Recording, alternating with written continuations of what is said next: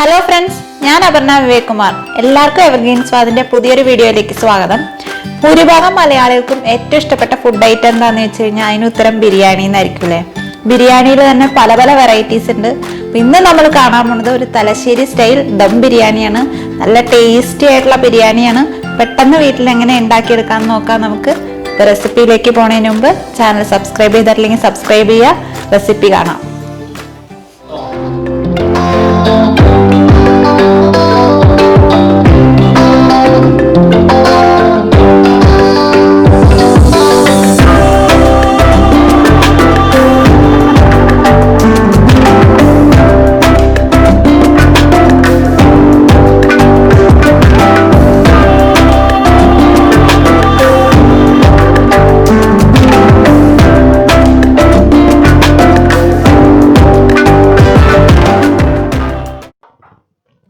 ഒരു കിലോ ചിക്കനിലേക്ക് പൊടികളൊക്കെ ചേർത്ത് ഒരു അരമണിക്കൂറെങ്കിലും മാരിനേറ്റ് ചെയ്ത് വെക്കണം. അതിനായിട്ട് ഒരു 1/4 ടീസ്പൂൺ മഞ്ഞൾപ്പൊടി ചേർത്ത് കൊടുക്കുന്നുണ്ട്. 1/2 ടേബിൾ സ്പൂൺ മുളക് പൊടി, ഇത് കാശ്മീരി മുളക് പൊടിയാണ് ചേർക്കുന്നത്. പിന്നെ 1 ടേബിൾ സ്പൂൺ കുരുമുളക് പൊടി ചേർക്കാം. അതുപോലെ ആവശ്യത്തിന് ഉപ്പ് ചേർത്ത് കൊടുക്കണം. ഒരു പകുതി നാരങ്ങയുടെ നീരും കൂടി അതിലേക്ക് ചേർത്ത് കൊടുക്കാം. എന്നിട്ട് എല്ലാം കൂടി നന്നായിട്ട് പുരട്ടി ഫ്രിഡ്ജിൽ വെക്കാം.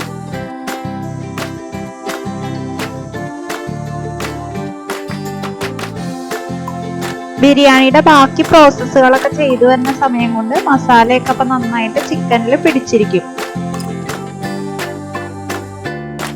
ജീരകശാല അരിയിലാണെന്ന് തലശ്ശേരി ബിരിയാണി ഉണ്ടാക്കുന്നത്. അപ്പൊ ഞാൻ ഒരു 4 ഗ്ലാസ്, ചെറിയ ഗ്ലാസ് ഉണ്ടല്ലോ, അതില് 4 ഗ്ലാസ് അരി എടുത്ത് കഴുകി വൃത്തിയാക്കി വെച്ചിട്ടുണ്ട്. ഇനി ഒരു 20 മിനിറ്റ് ഇത് വെള്ളത്തിൽ സോക്ക് ചെയ്ത് വെക്കണം. അപ്പൊ അതിനായിട്ട് അതിലേക്ക് കുറച്ച് വെള്ളം ഒഴിച്ച് നമുക്ക് ഒരു 20 മിനിറ്റ് വെക്കാം.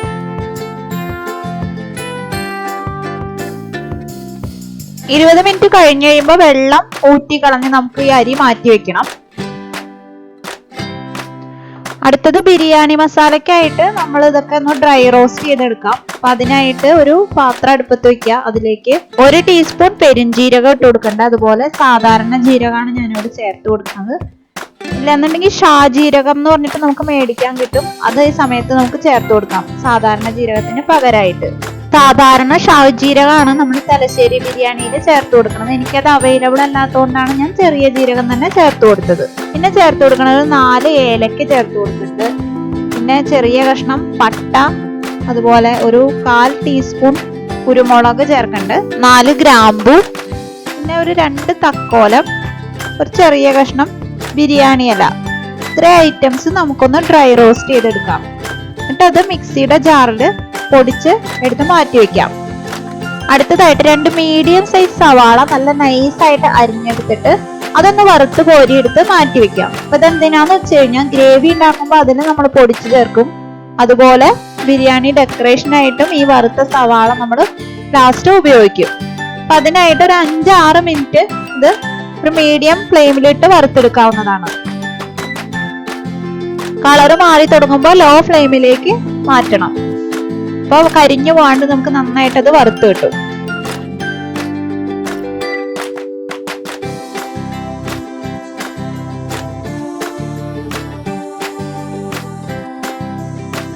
ഇത് വറുത്ത് കോരണ സമയത്ത് അത്ര അങ്ങോട്ട് ക്രിസ്പി ആയിരിക്കില്ല. പക്ഷെ അത് വറുത്ത് കോരി വെച്ച് കഴിയുമ്പോൾ നല്ല ക്രിസ്പി ആയിട്ട് ഇരിക്കും.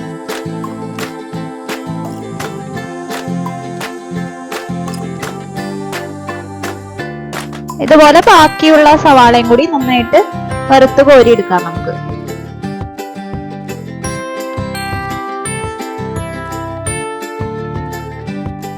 ഇനി സെയിം എണ്ണയിലേക്ക് നമ്മൾ മുന്തിരി വറുത്ത് കോരി എടുക്കാൻ പോവാണ്. അപ്പൊ അതിലേക്ക് മുന്തിരി ഇട്ട് കൊടുക്കാം. പെട്ടെന്ന് തന്നെ അത് വീർത്ത് വരും. അത് കോരി മാറ്റി വെക്കാം. അതുപോലെ അടുത്തതായിട്ട് അണ്ടിപ്പരിപ്പും ഇതുപോലെ തന്നെ ആ എണ്ണയിലേക്ക് ഇട്ട് നന്നായിട്ട് ഒരു ബ്രൗൺ കളർ ആവണ വരെ വറുത്ത് കോരി മാറ്റി വെക്കാം.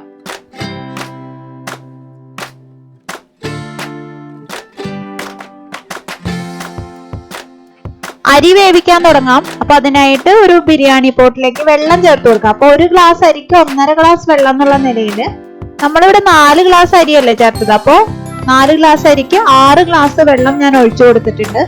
ഇതിലേക്ക് ഒരു 2 ടേബിൾ സ്പൂൺ നെയ്യ് ചേർത്ത് കൊടുക്കാം. അപ്പൊ ഇത് ദം ബിരിയാണി ആയതുകൊണ്ട് തന്നെ അരിയും വേറെ വേവിക്കുക. നമ്മൾ കറി വേറെ മസാല വേറെ ഉണ്ടാക്കിയിട്ട് രണ്ടും കൂടി ദം ചെയ്തെടുക്കുകയാണ് ചെയ്യണത്. ഇനി അതിലേക്ക് ഹോൾ സ്പൈസസ് ചേർത്ത് കൊടുക്കുകയാണ്. അപ്പൊ ചേർത്ത് കൊടുക്കുന്നത് എന്തൊക്കെയാന്ന് വെച്ച് കഴിഞ്ഞാൽ ഒരു 2 തക്കോലം ചേർക്കുന്നുണ്ട്, ഒരു ചെറിയ കഷ്ണം പട്ട ചേർത്ത് കൊടുക്കാം. അതുപോലെ ബിരിയാണി ഇല ഒരു 2-3 ചെറുതായതുകൊണ്ട് 2-3 ചേർത്ത് കൊടുക്കുന്നുണ്ട്. പിന്നെ ഒരു 4 ഗ്രാമ്പു ചേർക്കുന്നുണ്ട്. പിന്നെ ചേർത്ത് കൊടുക്കുന്നത് ഒരു 1/2 ടീസ്പൂൺ കുരുമുളക്. അതുപോലെ പെരിഞ്ജീരകം ഒരു ചെറിയ ടീസ്പൂൺ ചേർത്ത് കൊടുക്കാം. ചോറിന് ആവശ്യമുള്ള ഉപ്പും കൂടി ഈ സമയത്ത് ചേർത്ത് കൊടുക്കണ്ട. അപ്പൊ ഉപ്പ് ഒരല്പം മേളിൽ നിൽക്കണ പോലെ, വെള്ളത്തിൽ നമ്മൾ ഉപ്പ് നോക്കുമ്പോൾ ഒരല്പം മേളിൽ നിൽക്കണ പോലെ തോന്നുന്ന രീതിയിൽ വേണം ഉപ്പ് ചേർക്കാനായിട്ട്. എന്നാലേ അരിക്ക് പാകത്തിനുള്ള ഉപ്പ് ഉണ്ടാവുള്ളൂ. അപ്പൊ ഉപ്പ് അധികം ആവാണ്ട് ചേർത്ത് കൊടുക്കാൻ ശ്രദ്ധിക്കുക. ഇനി ഇതിലേക്ക് നേരത്തെ നമ്മൾ സോക്ക് ചെയ്ത് വെച്ചിട്ടുള്ള അരി ചേർത്ത് കൊടുക്കാം.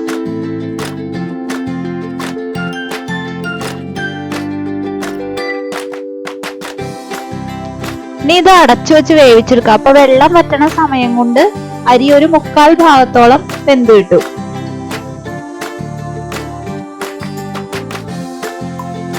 ഇപ്പൊ വെള്ളമൊക്കെ വറ്റി അരി വെന്തിരിക്കുന്നുണ്ട്. പക്ഷെ ഒരു 1/4 ഭാഗമേ അത് വെന്തിട്ടുള്ളൂ. ബാക്കി വേവണത് നമ്മൾ അടച്ചു വെച്ച് ഒരു 1/2 മണിക്കൂർ അനക്കാതെ വെക്കുക.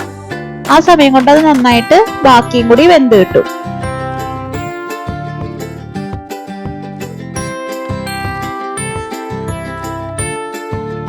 ചോറ് മുഴുവൻ അവിടെ ഇരുന്ന് വേവണ സമയം കൊണ്ട് നമുക്ക് ബാക്കി ചിക്കൻ മസാല റെഡിയാക്കി എടുക്കാം. അപ്പൊ അതിനായിട്ട് നേരത്തെ നമ്മൾ സവാള വറുത്ത എണ്ണ ഒഴിച്ചു കൊടുത്തിട്ടുണ്ട് പാത്രത്തിലേക്ക്. ഒരു 4 വലിയ സവാള അരിഞ്ഞത് അതിലേക്ക് ചേർത്ത് കൊടുക്കാം. ഇനി അതിലേക്ക് ആവശ്യത്തിനുള്ള ഉപ്പും കൂടി ചേർത്ത് നന്നായിട്ടൊന്ന് വഴറ്റി കൊടുക്കാം.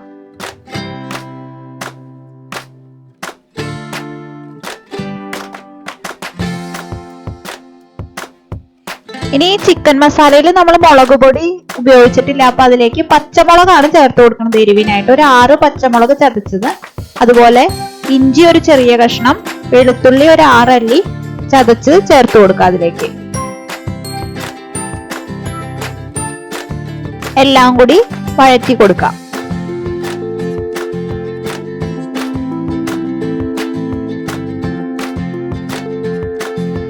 സവാള നന്നായിട്ട് വഴണ്ടു വന്നപ്പോ 2 മീഡിയം സൈസ് തക്കാളി സ്ലൈസ് ചെയ്തത് അതിലേക്ക് ചേർത്ത് കൊടുത്തിട്ടുണ്ട്. ഇനി എല്ലാം കൂടി നന്നായിട്ട് വഴറ്റി കൊടുക്കാം.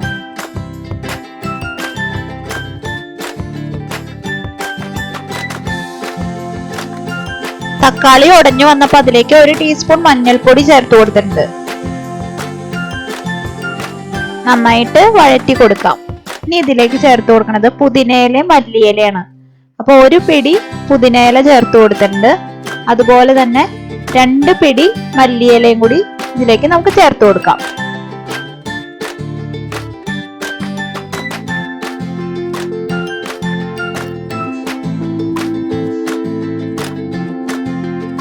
അടുത്തതായിട്ട് മാരിനേറ്റ് ചെയ്ത് ഫ്രിഡ്ജിൽ വെച്ചിട്ടുള്ള ചിക്കൻ പീസുകളും കൂടി ഇതിലേക്ക് ചേർത്ത് കൊടുത്ത് നന്നായിട്ട് മിക്സ് ചെയ്തെടുക്കാം.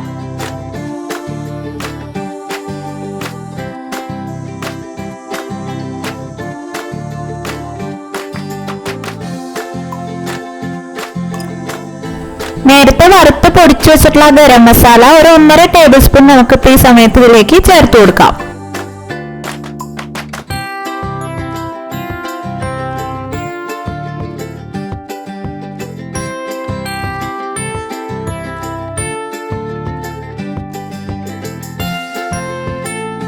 ഒരു കപ്പ് തൈരും കൂടി ചേർത്ത് നന്നായിട്ടൊന്ന് വഴറ്റിയിട്ട് അടച്ചു വെച്ച് ഇനി ചിക്കൻ വേവിച്ചെടുക്കാം.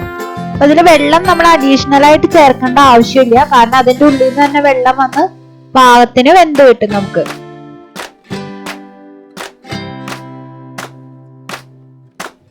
ഇത് ഇടയ്ക്കിടയ്ക്ക് തുറന്നു നോക്കി ഇളക്കി കൊടുക്കണം, അടി പിടിക്കാതിരിക്കാനായിട്ട്.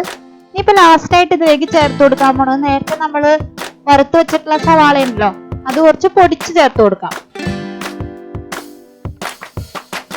ബാക്കി നമുക്ക് ദം ചെയ്യണ സമയത്ത് അതിന് മുകളിൽ തൂവി കൊടുക്കാം. എല്ലാം കൂടി നന്നായിട്ട് ഇളക്കി യോജിപ്പിച്ചു കൊടുക്കാം.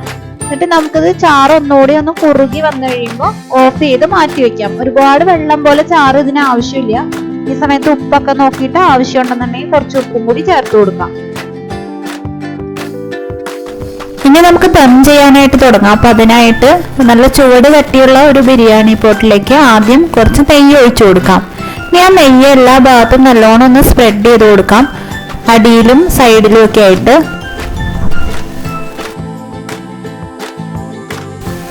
ഇനി ആദ്യത്തെ ലെയറായിട്ട് നേരത്തെ റെഡിയാക്കി വെച്ചിട്ടുള്ള ചിക്കൻ മസാല ഇട്ട് കൊടുക്കാം.